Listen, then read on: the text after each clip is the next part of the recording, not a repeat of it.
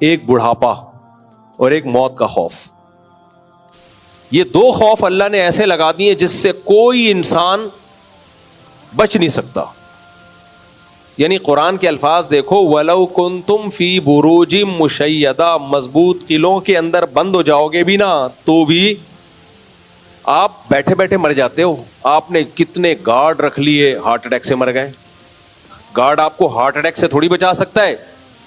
گردے فیل ہو گئے, ایکسیڈنٹ ہو گیا, جہاز کریش ہو گیا, ٹرین کا حادثہ ہو گیا, کیا امریکہ میں نہیں لوگ مرتے؟ کیا جاپان میں نہیں لوگ مرتے؟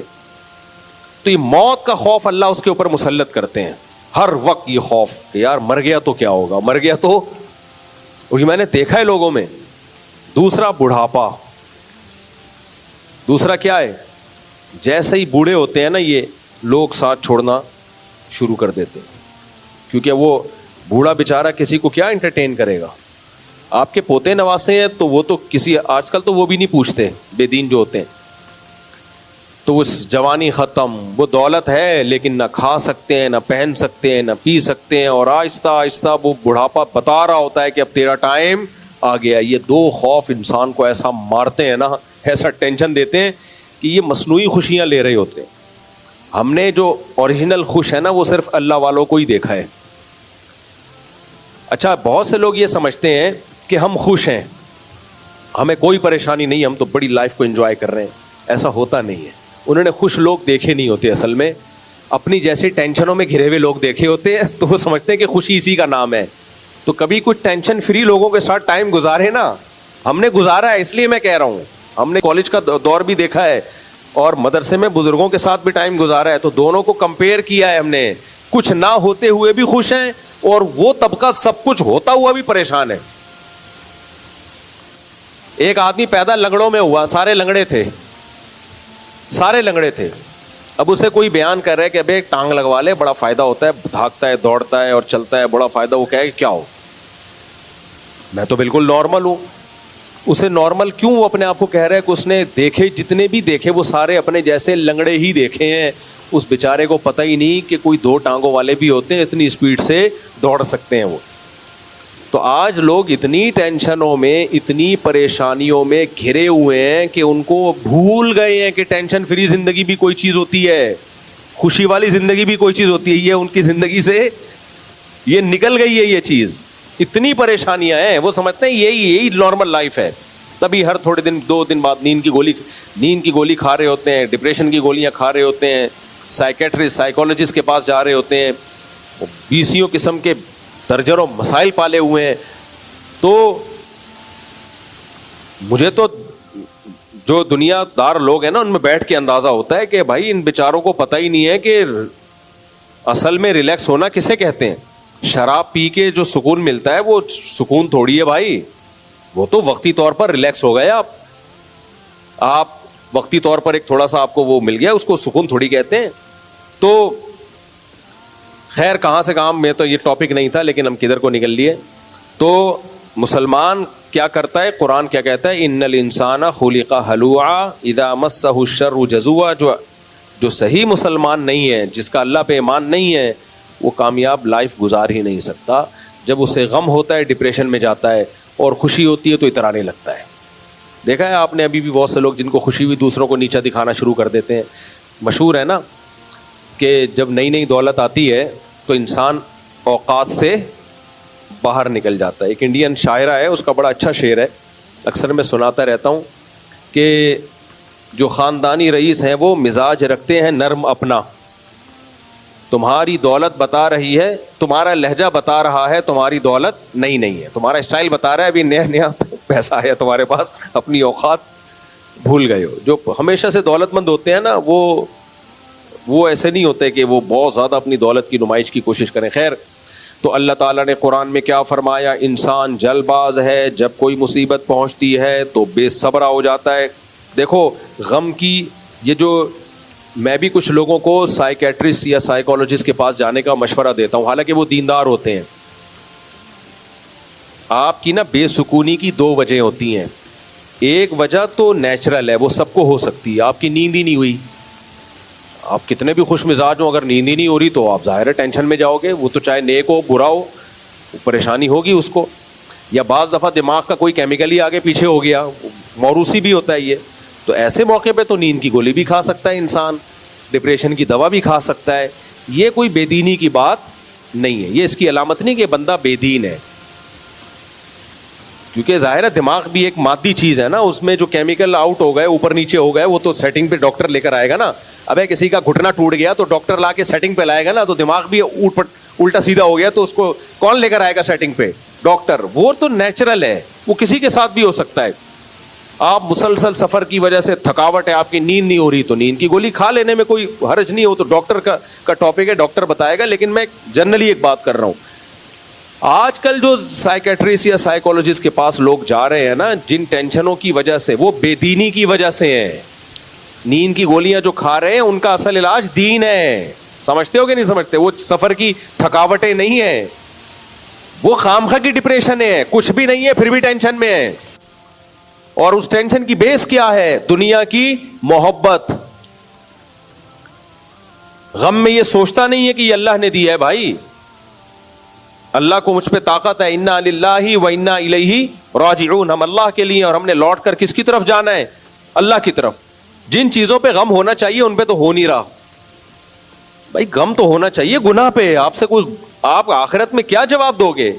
دیکھو جب طلبہ کے پیپر ہوتے ہیں, انہیں سب سے بڑا غم کس بات کا ہوتا ہے؟ پیپر میں کامیاب ہو جائے. کیسے بیٹھے ہوتے ہیں نا پڑھنے والے. ہمیں یاد ہے امتحان جب آنے والے ہوتے تھے, کتنی دماغ پہ کھچاؤ ہوتا تھا کہ یار کب ہماری ان امتحانات سے جان چھوٹے گی. کتنا دماغ پہ ایک اسٹریس ہوتی ہے, کھچاؤ ہوتا ہے.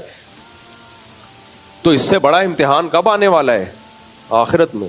اس کا تو کھچاؤ ہے ہی نہیں, کچھ بھی نہیں ہے, یعنی ٹینشن ہی نہیں ہے اس کی ذرا سی بھی. یہ بہت ڈینجرس چیز ہے بھائی. جو آپ میرے اور آپ کے سامنے اتنا بڑا امتحان کا دن کھڑا ہوا ہے, اس کے بارے میں کبھی سوچتے ہی نہیں ہے. تو اللہ نے کہا کہ جو اس آخرت کا نہیں سوچے گا نا, اس کو دنیا کی ٹینشنوں میں ڈالوں گا, پھر میں 20 ٹینشنوں میں ڈالوں گا میں. اس لیے نبی نے فرمایا اپنی ٹینشن کو سمیٹ کے کہاں لے آؤ؟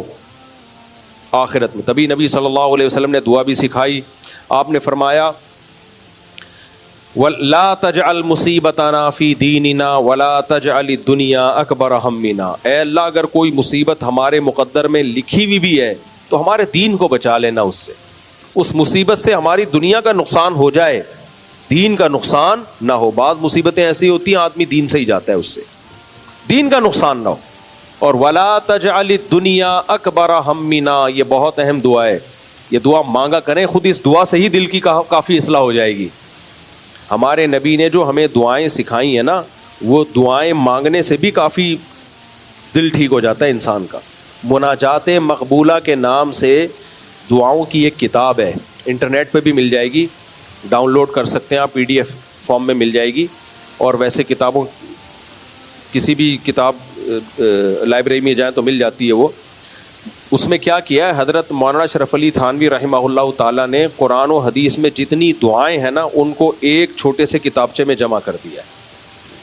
اب وہ تو بہت زیادہ ہو گئی ہیں, کیسے مانگے انسان روزانہ اتنی دعائیں, تو ان کو 7 حصوں میں ڈیوائڈ کر دیا ہے. سمجھ رہے ہو کہ نہیں سمجھ رہے؟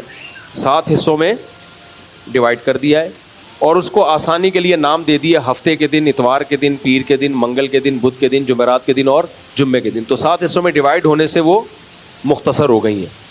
تو اس سے فائدہ یہ ہوتا ہے کہ اگر آپ وہ خرید لیں یا ڈاؤن لوڈ کر لیں تو اس میں روزانہ آپ وہ دعائیں مانگیں, ان کا ترجمے والی بھی مل جاتی ہے وہ. تو آپ جب وہ دعائیں مانگیں گے نا آپ کو, تو دعا سے ہی آپ کو لگے گا کہ میرا دل ٹھیک ہو رہا ہے. دیکھو جب کسی سے آپ منگوائیں نا کہ یہ مانگو, تو یہ احساس اس کے اندر پیدا ہوتا ہے تھوڑے دنوں میں کہ مانگنے کی چیز اصل میں یہ ہے, میں غلط چیز مانگتا رہا ہوں اب تک. فوکس تو مجھے اس چیز کو کرنا چاہیے. آپ نے اپنے بچے کے ذمہ لگا دیا کہ بیٹا, یا لوگوں نے اس کو موٹیویٹ کیا کہ امریکہ کا ویزا مانگو, وہ مانگتا رہے گا. ایک دن اس کے دل میں یہ چیز بیٹھ جائے گی کہ دنیا میں کامیاب وہی ہے جس کو امریکہ کا ویزا مل جائے, باقی سارے کیا ہیں, وہ پکوڑے بیچ رہے ہیں, باقی سارے بے وقوف ہیں. بیٹھے گا کہ نہیں ٹرینڈ چلتا ہے نا کسی چیز کا, ہر ایک کو ایک چیز پہ لگا دیا آپ نے, تو اس سے کیا ہوگا, ان کے دل میں اس چیز کی اہمیت بیٹھ جائے گی. ہمارے ایک جاننے والے مجھے ایئرپورٹ پہ ملے, پٹھان لڑکا تھا سوات کا, پتہ نہیں 8-10 سال کو کئی ڈنکی لگا کے گیا ہوگا یورپ, 8-10 سال گھوم پہ گھاس کھا کے واپس آ گیا نا. تو مجھے دبئی کے یا قطر کے, ابھی مجھے یاد نہیں, ایئرپورٹ پہ ملا, کنیکٹڈ فلائٹ تھی.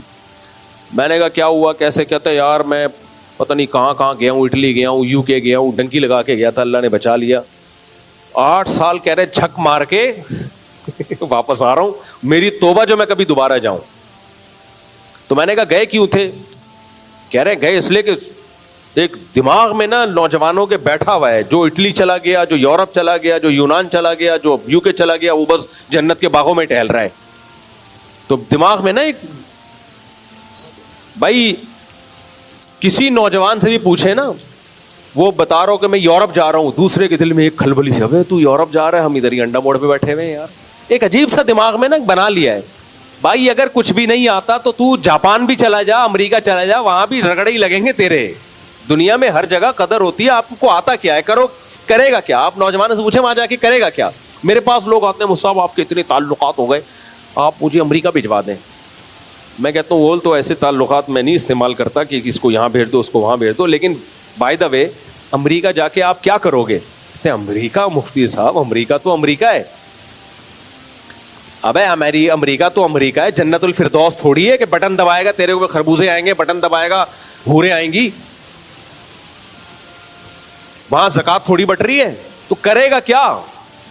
کرے گا کیا؟ وہاں جا کے سوچیں گے کیا کرنا ہے. اور میں نے کہا جتنے دن سوچنے میں لگیں گے, کھائے گا کہاں سے تو, کھلائے گا کون تجھے وہاں پہ؟ وہاں تو یہاں تو پھر بھی لوگ کچھ زکات وکات جو ہے نا لنگر لگے ہوئے ہیں یہاں پہ, الحمدللہ بالکل یہ پہنچ کر دی ہے قوم کو نا, لنگر لگے ہوئے ہیں یہاں پہ. وہاں یہ لنگر ونگر آپ کو نہیں ملیں گے. تو ہاں انہوں نے پھر واقعات ہوتے ہیں, وہ فلاں گیا تھا تو دیکھو وہ کہیں نہ کہیں لگ گیا. بھائی 100 میں 2-4 لگ جاتے ہیں, تکے لگ جاتے ہیں, ورنہ دنیا میں اس سے بڑا بیوقوف کوئی نہیں ہے. آتا واتا کچھ بھی نہیں ہے, اور چلا جائے کہ وہاں جا کے سوچیں گے. تو کیوں سوچو گے وہاں جا کے؟ بھائی پہلے تو آپ یہاں سے کوئی لنک بناؤ, کوئی دیکھو کوئی آپ کو جاب مل رہی ہے, اور پھر وہ بندہ بھی ایماندار ہے. تو وہ مجھے وہ یاد آئے, سوات کا بندہ گھوم گھام کے 8-10 سال لگا کے واپس آیا, اور کان پکڑ کے کہتا ہے میری توبہ جو میں نے زندگی یہاں پہ برباد کی ہے. تو میں نے کہا گئے کیوں تھے؟ تو گئے اس لیے تھے کہ ایک ٹرینڈ چل رہا تھا کہ جو باہر جاتا ہے وہ کیا ہوتا ہے؟ کامیاب. تو اس سے ہمیں پتہ چلتا ہے بھائی جس چیز کا ٹرینڈ چلتا ہے, جو چیز زبانوں پہ ہوتی ہے, جو چیز سنی جاتی ہے, صحیح ہو یا غلط ہو, بہرحال اس کی اہمیت دل کے اندر بیٹھتی ہے. تو مناجات مقبولہ میں جو دعائیں ہیں, جب آپ پڑھیں گے نا بار بار اللہ سے وہ چیزیں مانگیں گے, تو آپ کے حق میں وہ ٹرینڈ چل پڑا ہے. آپ کو پتہ چل جائے گا بھائی مانگنے کی چیز تو یہ تھی, میں کیا مانگتا رہا ہوں آج تک. اصل تو اس چیز کو فوکس کرنا چاہیے. تو اس میں ایک دعا ہے, لا تجعل الدنیا اکبر ہمنا. مجھے بڑا مزہ آتا ہے یہ دعا مانگنے میں. اے اللہ دنیا کو ہماری بڑی فکر نہ بنا دینا, اتنا گھٹیا نہ بنانا ہمیں. میں تو ایک چیز دنیا کے بارے میں سوچتا ہوں, حضرت عمر نے لکھا تھا نا انگوٹھی پہ, کفا بالموتی واعظن, موت نصیحت کے لیے کافی ہے. حقیقت ہے موت نصیحت کے لیے کافی ہے. ہم سب آج سے 50 سال کے بعد یہ بیان ہوگا یہاں پہ, 50 سال کے بعد نہ میں ہوں گا نہ آپ, ہم سب لیٹے. اور اگر میں ہوا بھی نا تو آپ کہوں گے کاش نہ ہوتے تو زیادہ اچھا تھا. بات کرتے ہیں, کھانستے زیادہ ہیں. گھنٹہ ہو گیا یہاں بیٹھے ہوئے, 2 گھنٹے بعد بابا جی یہاں پہنچے ہیں بیان میں, اور کھانس زیادہ رہے ہیں اور بیان کم کر رہے ہیں. اور 4 شادیوں کی تو بات ہی نہیں کر رہے, پتہ نہیں کیا ہو گیا. 100 سال میں کون بات کرے گا 4؟ کیا خیال, پتہ نہیں کیا ہو گیا. مفتی صاحب آپ 50 سال پہلے کے بیان سنو اور آج کے سنو, بہت فرق آ گیا. وہ مفتی رہے نہیں ہے. تو اتنی جلدی موت آتی ہے بھائی, کچھ پتہ نہیں ہے کون کب نکل جائے پتلی گلی سے. تو یہ چیزیں سوچتے رہنا چاہیے تاکہ یہ دنیا کو ہم عذاب بنا کے اپنے اوپر مسلط نہ کریں. اور یہ جو کامیاب لوگوں کی ویڈیوز ہیں نا, اتنی دولت کما لی اور یہ کر لیا, ان سے کبھی متاثر ہونے کی ضرورت نہیں ہے. یہ قارون ہے جو خزانے لے کے گھومتا تھا, دنیا کو دکھاتا تھا. تو لوگوں نے کہا واہ اتنی دولت اتنی دولت. تو اہل علم نے کیا کہا؟ قرآن کہتا ہے وہی لکم, تباہ ہو جاؤ بھائی, اس پہ کیا مر رہے ہو, سب چھن جانے والی چیز ہے. تو نیک عمل کرو, اس کو فوکس کرو زیادہ. پھر دولت آ جائے تو نعمت ہے, اچھی بات ہے, نہیں آئے کوئی بات نہیں, انجوائے. غربت کو کیا, میرے پاس جب لوگ آتے ہیں ٹینشن دور کرنے کے لیے, تو مجھے لگتا ہے مجھے جوتا نہ مارتے پکڑ کے. مجھے لگتا ہے کہ میں اس کو بتا رہا ہوتا ہوں نا, وہ سمجھتا ہے کہ جب یہ پریشان ہو گیا تو میں اس کو نسخہ بتاؤں گا پریشانی دور کرنے کا, میں اس کو طریقہ بتاؤں گا. یعنی اس کے جو چیز یہ چاہتا ہے اس کو مل جائے یہ بتاؤں گا میں اس کو. جیسے پیسے نہیں ہیں تو وہ اس کا خیال ہے مفتی صاحب ایک بزنس بتائیں گے جس سے نوٹ چھاپنے کی مشین بن جائے گا یہ, تو اس سے میری ٹینشن کیا ہو جائے گی پھر دور. رشتہ نہیں ہو رہا, عشق ہو گیا ہے, شادی نہیں ہو رہی, تو میں اس کو طریقہ بتاؤں گا اس طریقے سے ہو جائے گی. تو میں کوئی طریقہ نہیں بتاتا, میں اسے یہ بتاتا ہوں کہ نہیں ہو رہی انجوائے کرو. ٹھیک, کیا کرو, ٹینشن میں پیسے نہیں ہیں تو وہ آتا ہے اس امید پر کہ مفتی صاحب کو اتنے تجربے ہیں, تاجروں کے نمبر دیں گے اور یہ کریں گے اور وہ کریں گے, تو میں اس کو غربت میں انجوائے کرنے کے مشورے دینا شروع کر دیتا ہوں. تو بعض تو نیک ہوتے ہیں, سمجھ جاتے ہیں کہ یار خوش ہو کے جاتے ہیں, مفتی صاحب آپ نے ٹینشن کیا کر دی دور. تو ایسے ایسے نسخے بتاتا ہوں نا, آپ نہ کوئی مجھ پہ کوئی چڑھ دوڑو. تو وہ کہتے ہیں مفتی صاحب جب بے روزگار ہیں, مسئلہ بچوں کی فیسیں نہیں جا رہی, میں کہتا ہوں اسکول سے نکال لو, ٹینشن ختم. کیا کہہ رہے ہو مفتی صاحب, اسکول سے نکال لیں پھر کیا ہوگا, ٹماٹر بیچیں گے اور کیا ہوگا. کیا کہہ رہے ہو مفتی صاحب, ٹماٹر بیچیں گے, کیا ہو گیا بھائی, یہ ٹماٹر جو بیچتے ہیں یہ ٹماٹر گرنیڈ بیچ رہے ہیں یا کیا بیچ رہے ہیں, ٹماٹر ہی تو ہیں. تو وہ میں ایکسٹریم پہ لے جاتا ہوں اس کو نا, پھر کیا ہوگا, پھر کیا ہوگا, پھر کیا ہوگا, پھر کیا ہوگا. تو پھر میں اس کو ایک لطیفہ سناتا ہوں, آخر میں اینڈ ہوتا ہے وہ لطیفہ. میں کہتا ہوں بھائی تیرے دل میں دنیا کی محبت ہے, تو اگر سونے کے ڈلیاں بھی بیچے گا نا تو سکون میں. حقیقت ہے, جو دنیا کو مسافر خانہ نہیں سمجھتا نا وہ پاکستان کا صدر بن کے بھی ٹینشن میں ہی رہے گا, ٹینشن لے گا بھی, ٹینشن دے گا بھی. وہ تو دنیا کو مسافر خانہ سمجھے تو خوشی تو اس کی زندگی میں ہے, ٹماٹر بیچ کے بھی خوش ہے, اور دولت آئے گی تو اور خوش ہو جائے گا وہ. دنیا نعمت انہی لوگوں کے لیے جو دنیا کو مسافر خانہ سمجھتے ہیں, خوشی صرف انہی کے نصیب میں ہوتی ہے. جو نہیں سمجھتے میرے بھائی, ان کی ساری ضرورتیں بھی پوری ہو جائیں وہ کم بخت خوش پھر بھی نہیں رہ سکتے. ان پر ایسی نحوست اللہ نے مسلط کی ہے, وہ دولت کے انبار بھی ہو جائیں گے نا وہ کم بخت خوش نہیں ہوگا. تو کہاں سے کہاں بات چلے گی, بس وہ ایک لطیفہ سنا دو, بہت دفعہ سنا چکا ہوں, ایک اینڈ اچھا ہو جائے نا تاکہ بیان کا. وہ ایک آدمی تھا نا جو ٹینشن نہیں لیتے, ان کی مثال دے رہا ہوں. وہ ایک نوجوان نا سمندر کے کنارے پڑا ہوتا تھا, بنیان پہن کے لیٹا ہوا ہے. کوئی بزرگ آئے, کہنے لگے بیٹا کچھ پڑھ کیوں نہیں لیتے. کہتا ہے پھر کیا ہوگا, اچھا سگریٹ بھی پی رہا ہے, دھواں ناک سے بھی نکال رہا ہے, اسے بھی نکال رہا ہے, بیٹا کچھ پڑھ کیوں نہیں لیتے. انکل پڑھنے کے بعد کیا ہوگا, میں میٹرک کرنا, کتنے سال میری 10 سال میں. انکل 10 سال میں میٹرک کیا, پھر کیا ہوگا. کہتے ہیں پھر 2 سال کرنا, انٹر ہو جائے گا. پھر کیا, پھر BA کر لینا. پھر کیا, پھر جی ماسٹرز کر لینا. پھر کیا, پھر جی یہ کر لینا, وہ کر لینا. 18-20 سال نکال دیے اس کے نا. انکل پھر کیا ہوگا, بیٹا پھر اچھی جاب ملے گی. انکل پھر کیا ہوگا, جاب ملے گی تو پھر شادی ہو جائے گی اچھی جگہ. انکل پھر کیا ہوگا, پھر بیٹا اولاد ہوگی تمہاری. پھر کیا ہوگا, بڑا گھر بنانا. پھر کیا ہوگا, لائف کو انجوائے کرنا. تو کہہ رہے ابھی کیا کر رہا ہوں میں, ابھی کیا کر رہا ہوں. انکل آپ جو طریقہ بتا رہے ہو نا اس کو تو پتہ نہیں کتنا ٹائم لگے اور انجوائے ہو کہ نہ ہو, ہر مرحلے پر رکاوٹیں. ابھی کیا ہے, فری پکڑ کا انجوائے. تو یہ غلط تھا, یہ ایسا نہیں کہ آپ بھی اسی طرح انجوائے کرنا شروع کر دیں. تو لیکن اتنی بات ضرور ہے کہ پریشانیاں دور کرنا, آپ کی حاجتیں پوری کرنا, یہ اللہ کے ہاتھ میں ہے, یہ آپ کے کہنے سے نہیں ہوگا. ہاں ٹینشن مسلط کرنا اس کا اللہ نے آپ کو اختیار دیا. دنیا کو مسافر خانہ سمجھنا شروع کر دو بھائی, تو غموں میں بھی خوشیاں, اور اگر مسافر خانہ نہیں سمجھتے تو خوشیوں میں بھی کیا غم. تو وہ دعاؤں کی کتاب لازمی خریدیں, صحیح ہے نا, اس میں بہت زبردست دعائیں ہیں. اس سے یہ پتہ چلے گا کہ ہمیں مانگنا کیا ہے بھائی. تو آہستہ آہستہ دماغ بدلنا شروع ہو جائے گا کہ ہم جن چیزوں کو فوکس کر رہے ہیں وہ بھی ہیں لیکن وہ دوسرے درجے میں ہیں. کہیں شادی کرنا چاہتے ہو تو دعائیں مانگ لو. اللہ تعالیٰ سمجھنے کی عمل کی توفیق عطا فرمائے بھائی.